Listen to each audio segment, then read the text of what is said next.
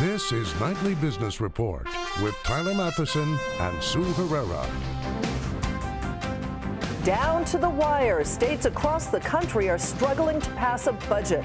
The stakes are high as financial pressures mount. High note, stocks close out the first half with big gains, and there are some investments you may want to consider for the second half. Sticker shock, why that burger you're about to eat is getting kind of pricey. Those stories and more tonight on Nightly Business Report for Friday, June 30th. Good evening, everybody, and welcome. The first half of 2017 is in the books with Wall Street still in rally mode. We'll give you more on that in a moment. But we begin tonight with state budget battles happening all across the country. All but 4 states start their fiscal year tomorrow. And lawmakers in about 20% of those states have yet to finalize a budget. Maine's governor is threatening a shutdown for the first time since 1991. Connecticut preparing for deep spending cuts. It's the 11th hour of negotiations for many legislatures that are running up against the start of a long holiday weekend for most. And nowhere are the financial pressures greater than in Illinois, which has faced its own unprecedented 2-year budget stalemate and is now on the verge of having its credit downgraded to junk. But there is some movement today. Today, the House gave initial approval to a spending plan. Our Leslie Picker reports from Chicago.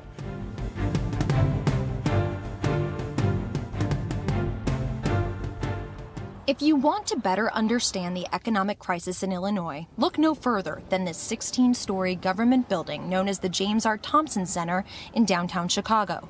Everyone agrees it could be sold. It's worth about $200 million, money that could be used to help the state, which is broke. But the Democratic mayor, Rahm Emanuel, and the Republican governor, Bruce Rauner, couldn't find a way. The governor announced he wanted to sell the Thompson Center. I said, okay, and with all these bells and whistles on zoning, I said, I'll give it to you, everything you want. You signed the labor and municipal pension reforms that we have made. He said no. This is just one example of the lack of political compromise that has brought Illinois to one of the worst economic crises that any state has ever faced. The government has been operating for 2 years without a budget and is set to begin its third at midnight tonight. If the Democratic-led General Assembly and the Republican governor can't agree on a budget by the first minute of July, Illinois' bonds could be downgraded to junk status, a first for any state. What that means is it will become much more expensive for Illinois to borrow in the future, making it even harder to climb out of its giant fiscal hole. Governor Rauner declined our requests for an interview. Without a budget, Illinois hasn't been able to pay its bills. It currently owes about $15 billion in unpaid bills to everything from Chicago public schools to hospitals. Nonprofits have had to lay off staff and shut their own doors as a result. I was talking to an organization this morning that, they've laid off so many staff and they've gotten rid of so many programs because they haven't been getting paid, and they're a youth service provider. So they're in the communities working with kids after school, and they have to cut back. So where do those kids go? Well, when they've got nothing else to do, what are they going to do besides do things that they shouldn't be doing? Some services are expected to stop if lawmakers can't agree to a budget tonight. The Illinois Department of Transportation said it would start shutting down road construction projects beginning today. The IDOT loses its ability to pay contractors, which could potentially cause thousands to be out of work. Illinois Powerball sales have already stopped, and Mega Millions are due to be halted tonight because the state doesn't have enough funds to pay the winners.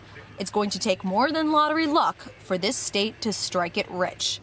For Nightly Business Report, I'm Leslie Picker, Chicago. John Hicks joins us now to discuss how the states got here and what they need to do to resolve their issues. He is Executive Director of the National Association of State Budget Officers. John, welcome. Nice to have you here. Thank you for having me. A number of us find it kind of puzzling that such a large number of states find themselves certainly not in the dire situation that Illinois is at this point, but with these budget impasses, the economy is doing pretty well, still in recovery road, and unemployment is at very low levels. So what are the basic reasons why we find ourselves looking at these states across the country struggling? A couple of reasons. One is that states' revenues are growing much lower than the economy is. There's a disconnect between the growth in the economy and the growth in their tax revenues. And so that combined with spending pressures, particularly about fixed costs such as pensions and Medicaid spending, and of course elementary and secondary education is always a high priority for all states in terms of increased spending. And so basically in the 8th year of our recovery, states are under a fiscal struggle right now. So that, in some states combined with political divisions over things that are both financial and non-financial, have led us to an unusual situation here where we walked into this morning with 11 states without having passed a budget. Illinois' most intractable problems seem to revolve around its pension situation. They've made promises to pensioners. They are locked into those promises by state constitution and court decision, but they seem averse to raising the taxes that they've needed to do or devote the money to it. How do you break that kind of Gordian knot? Yes, it's very difficult. Illinois and other states, New Jersey, Connecticut, Kentucky, are having significant unfunded liabilities. And in those cases where you cannot change the benefit structure of those that are existing or employed or active retirees, you have to get out the checkbook. You have to pay the actuarially determined contribution. And a lot of times that's very difficult. States are resorting to some pretty creative ways, not only raising revenues and crowding out other funding, but they're devoting new resources to pension funds.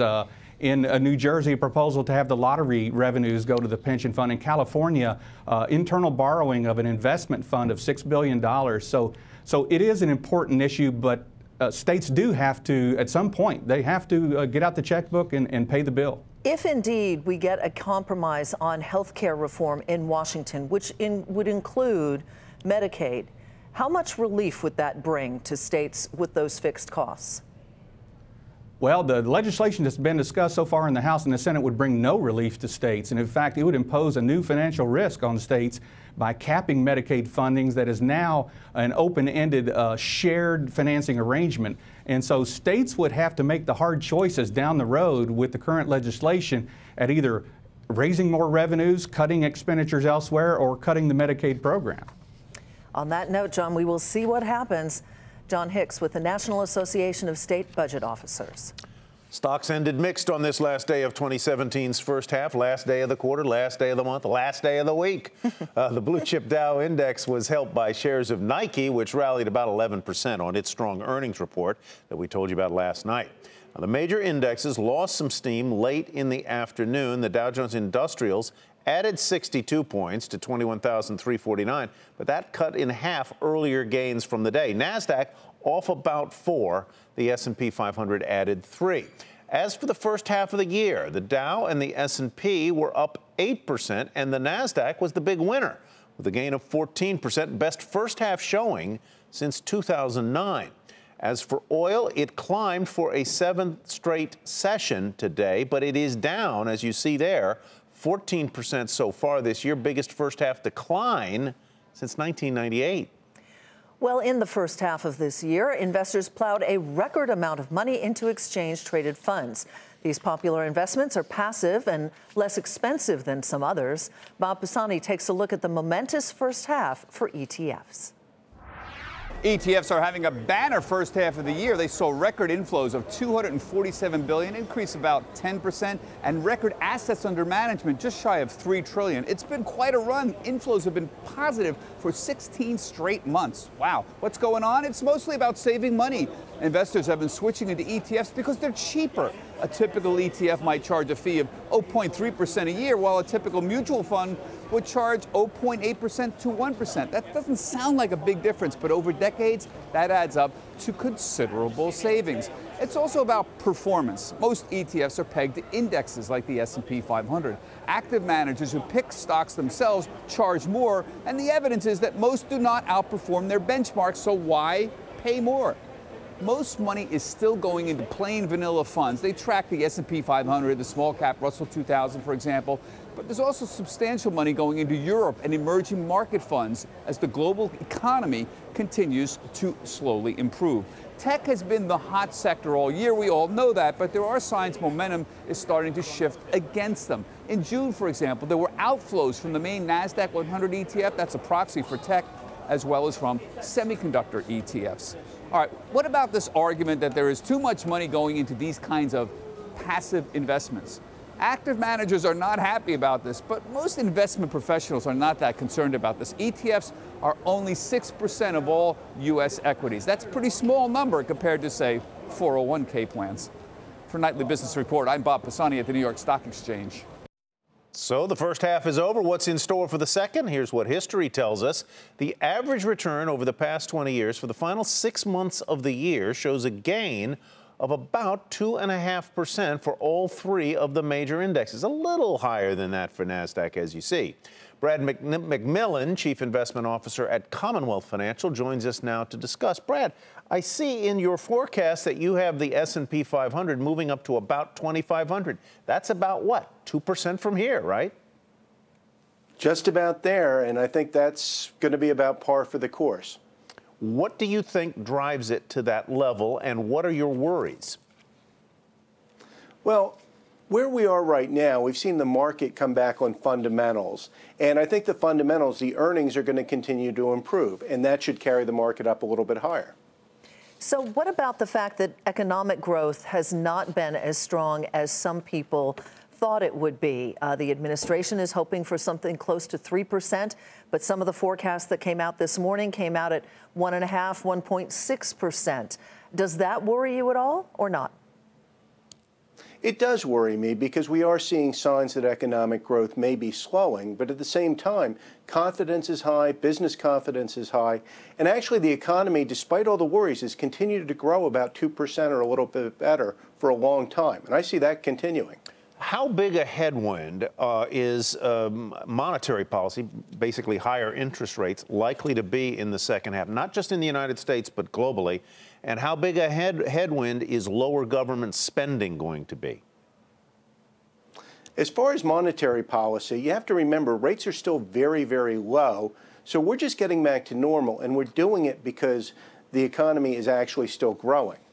As far as government spending, right now expectations are very, very low for spending growth. So there's not a lot of hope built in there, and there could be an upside surprise. The consumer, let's turn to the consumer because consumer spending is so important. And they have been spending, and personal income has been up as well. That certainly bodes well. Consumers can spend. Certainly income has been strong, and the confidence shows they should be spending, but in fact they're not. Again, that's more of an upside. We're still growing, even though consumers haven't been spending that well. But that's a real upside, potentially, once consumers actually start spending. Let's put your Chief Investment Officer hat on, Brad. Where have you been putting money lately? Right now, we've seen a bit of a pullback in tech, but investors are looking for growth, and that's one of the few areas where we're going to see growth. I think the energy sector offers some opportunities. You may be early today, but nonetheless, the energy industry isn't going away. All right, Brad, thanks very much. Have a great long weekend. We appreciate your time tonight. Brad McMillan you too. is with the Commonwealth Financial Network. And another sector to watch in the second half of the year may be defense. That group had a strong performance during the first 6 months of 2017. And given the likelihood of an increase to the country's defense budget, some are upbeat about the second half as well. Morgan Brennan has more. So far, it's been another strong year for defense stocks, with the ITA Aerospace and Defense ETF outperforming the broader S&P 500. In the second half, it's all about the budget. In the first phase, congressional committees have proposed at least $18 billion more than President Trump had requested. But there are still many steps to go before that money actually makes it to the Pentagon. 3 big competitions to watch, all for the Air Force. The $16 billion TX trainer contract for 350 training jets will be awarded by year's end, after Lockheed Martin, Boeing, and Leonardo all submitted final flight test data earlier this week. Second, replacement of the flying surveillance aircraft known in shorthand as JSTARS. That's a $7 billion deal for 17 planes in 2 parts.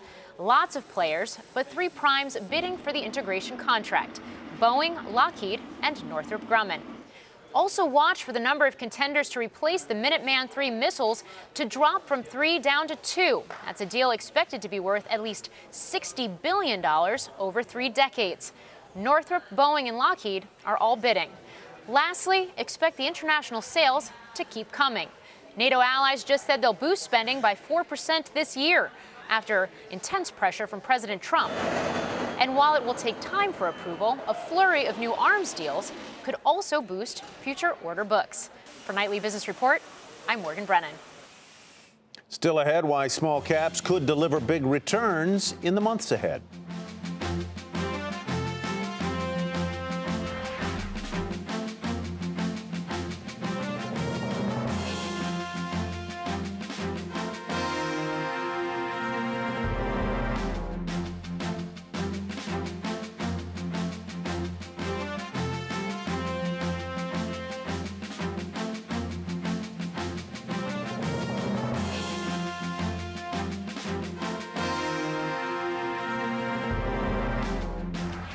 Warren Buffett's Berkshire Hathaway is buying 700 million shares in Bank America. That makes the billionaire investor the largest shareholder in that bank. Berkshire plans to convert warrants purchased in Bank of America back in 2011 into common shares in that bank. A warrant gives the holder the right, but not the obligation, to buy a security at a certain price and quantity at a future time. Buffett is also the top shareholder of Wells Fargo. Cara Therapeutics tanks after a drug trial disappoints, and that is where we begin tonight's market focus.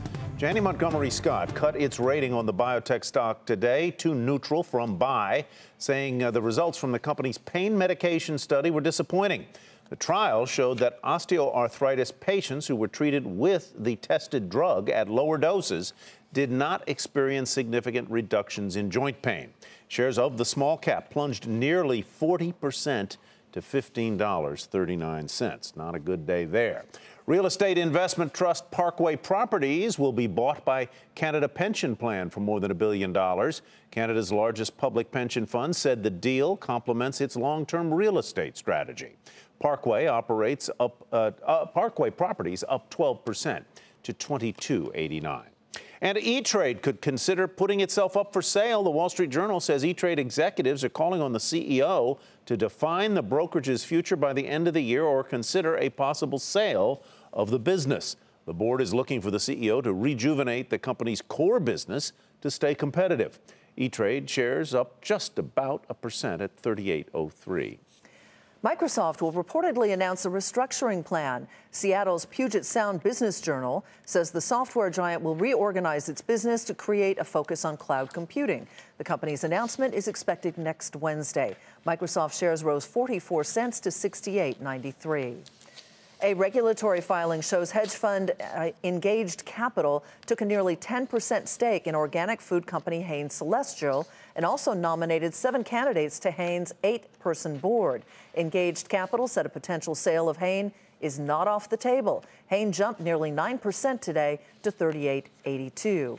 And Tesla's CEO Elon Musk said the automaker will make an announcement on Sunday regarding the release date for the Model 3. The vehicle, which was unveiled last year, has received more than 400,000 pre-orders and is expected to begin production next month. Tesla shares rose fractionally to $361.61.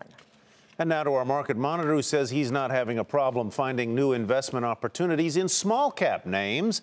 This is his first time joining us on the program. He's Chris Terry, portfolio manager of the Hodges Intrinsic Value Fund. I guess one way of looking at the fact, Chris, that small caps have underperformed large caps is that their prices haven't risen so much, and you can find value there. You can, and we continue to find value at the Hodges Intrinsic Value Fund. And the Russell's more or less traded sideways the past 6 months. But overall, in a broad market perspective, we think it's going to continue to grind higher. The resiliency of the market's been impressive, but also indicative of the market feeling like it wants to continue grinding higher. All right. Well, speaking of grinding higher, let's get to your first pick, which is Farmers Brothers, which is a coffee roaster and distributor. Yeah, I think everybody's familiar with coffee. Consumption's growing. The demand for higher quality product is increasing. But the interesting thing about these guys is a new facility that they've just opened up, which could virtually double the size of the company.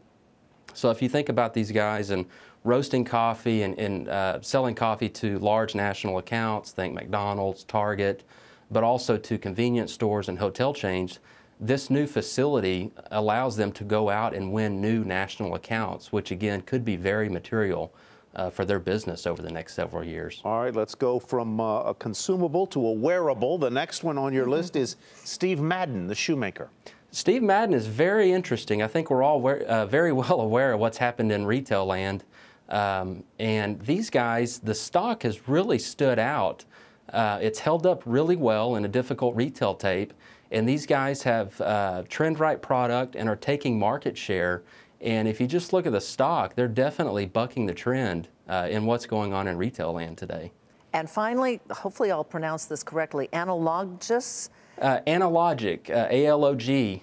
This one right here is really top of mind considering what came out of Homeland Security this week and talking about enhanced security measures at airports. So these guys make baggage screening devices. Their legacy business has been the check baggage side, but they've taken that same technology and have put it in a smaller box. So now you have the ability with these newer, superior technologies to screen your carry-on. And the nice thing about this is that you don't have to take your liquids, your gels, or your aerosols, or even your laptop out of your carry-on bag. So the ultimate goal here is really to speed up the security check-in process, which I think we would all agree is pretty tedious today. Give me 20 seconds on your overall view of U.S. stocks.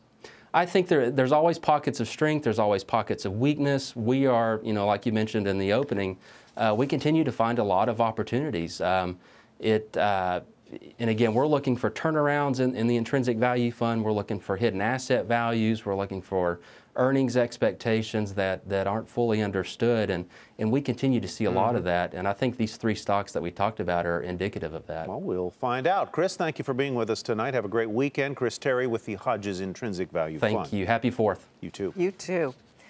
Well, coming up, why there's some extra sizzle at steakhouses this summer.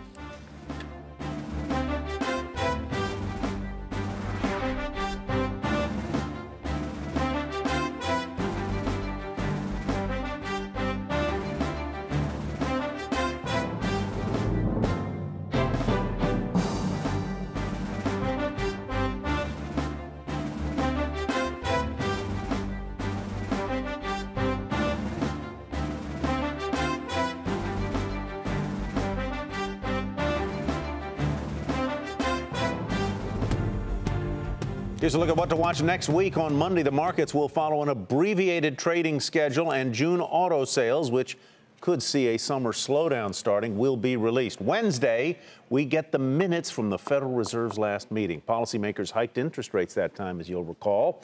And on Friday, the government releases its closely watched employment report for June. That is what to watch next week. Farmers planted a record amount of soybeans this spring. The hope is that the fall harvest will meet strong export demand, even as a bumper crop in South America has increased global supply. Farmers steered away from planting wheat, which fell to a record low, on the expectation that export demand will remain weak. Well, as we head into the 4th of July weekend, odds are you may well be going to eat a burger or a steak, either grilling it yourself, ordering at a restaurant, going to a party. And steakhouses are noticing a change this year in price, higher. Aditi Roy explains why. It's the lunch rush at Bobby Van's, one of Manhattan's best-known steakhouses. And the ribeyes aren't the only thing that's sizzling. So are the cost of prime cuts. Anytime something is out of your control, no one likes it, so especially in business. Lenny Passarelli's family owns Bobby Van's. He says a side of beef cost him 30% more than it did a month ago. That's a drag on his bottom line, but so far, they're eating the cost. There's really not much we can do. I mean, we are a steakhouse, so people come here for our prime beef. Do we make adjustments? Yeah, we do make adjustments, but it's not in the quality of the beef or the cut of the beef or the size of the beef. Analysts say the wholesale prices of choice, select, and prime beef usually peak around Memorial Day before sliding down as demand wears off. But this year, they're not seeing a letdown in demand or prices. They say it's because the weak dollar has hiked up U.S. beef exports and reduced imports. According to the U.S. Department of Agriculture, U.S. beef exports are up 17% by dollar amount this year. There's also been talk that resuming U.S. beef exports to China for the first time in 14 years would further raise prices. But according to most analysts, there are so many restrictions on the type of meat that can be exported to China, the new trade relationship isn't expected to impact prices for now. The U.S. has also banned fresh beef from Brazil due to safety concerns. That, too, isn't expected to affect wholesale beef prices. But for Passarelli, that's little consolation. Our best seller is still always meat and always probably will be, and we'll probably have to just adjust and live and die by the price of prime beef. I talked to some analysts who say typically wholesale beef prices go down over the summer. While they haven't seen that yet, some remain hopeful that demand will wear off after July 4th, bringing down the cost of this burger in time for Labor Day. For a Nightly Business Report, I'm Aditi Roy, San Francisco. And finally tonight, one of the biggest music labels is bringing back vinyl records. Sony Music Entertainment will start making them again after stopping production nearly 3 decades ago. There are few details, but the pressing will reportedly be in a factory in Japan. Vinyl record sales have been rising. One estimates put sales at more than 9 million in 2014. Accounting firm Deloitte says vinyl records could grow into a billion-dollar industry in the coming years. And I threw all of mine out. You did? I threw them all out. I'm sick. Oh no! I'm sick. My husband made me come over to our garage. All right, good. We'll you got a needle. All right, good. That does it for Nightly Business Report tonight. I'm Sue Herrera. Thanks for joining us. And I'm Tyler Mathisen. Have a great weekend, everybody. Yes. Abbreviated Trading Day Monday, but we expect to see you here Monday evening on NVR. Have a good weekend.